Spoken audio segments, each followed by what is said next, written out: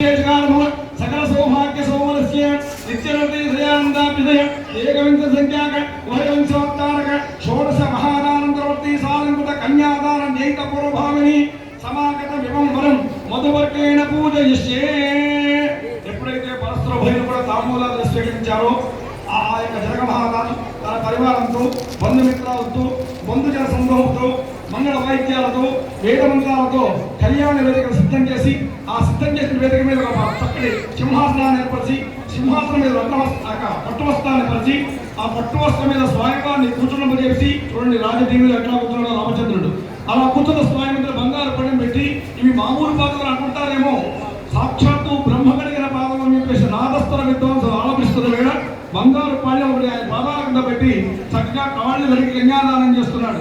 నిజానికి ఈ యొక్క కాళ్ళు వెలికి కన్యాదానం చేసే ముందు చక్కటి కీర్తనాలు ఆలపిస్తారు. ఆ యొక్క నాదస్వర విద్వాంసులు ఆ కీర్తనని చక్కగా శ్రద్ధగా ఆలపిస్తూ ఈ యొక్క కార్యక్రమాన్ని కమలాలక్షంగా వీక్షితమని తెలియజేస్తూ ఓం ఆపత్పాదావనే జనే దుషంతం నాశయంతమే అస్మిన్వరే బ్రహ్మవర్చస్సుతానే బ్రహ్మకర్య పాదవంతు చక్క నామస్వరంగా ఆలపిస్తున్నారు. బ్రహ్మగారికి ఒక్క కాలంలో అవకాశం వచ్చింది. క్రియాకర్తలకి రెండు కాలం అనేటువంటి అవకాశాలు అత్యస్వామి చేసిన భాగ్యాన్ని మీరు పొందారు. అటువంటి మహాభాగ్యాన్ని పొందేటువంటి అదృష్టవంతులు మీరు. ఓం నమో స్వరంతాయ సహస్రమూర్తే సహస్రపాదాఖ్య శిరోరవాహే సహస్రనామ్నే పురుషాయ సత్వరే సహస్రగోణయధారాయ నమః.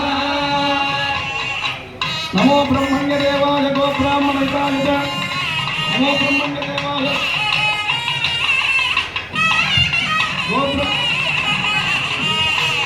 గో బ్రాహ్మణితాయ చ జగజ్జదాయ కృష్ణాయ గోవిందాయ నమో నమః. శరణం పవిత్రం సుగతం పురాణం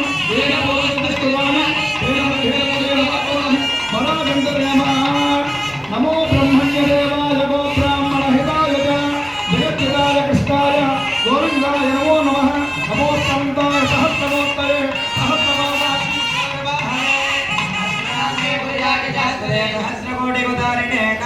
శరణం పవిత్రం విగతం పురాణం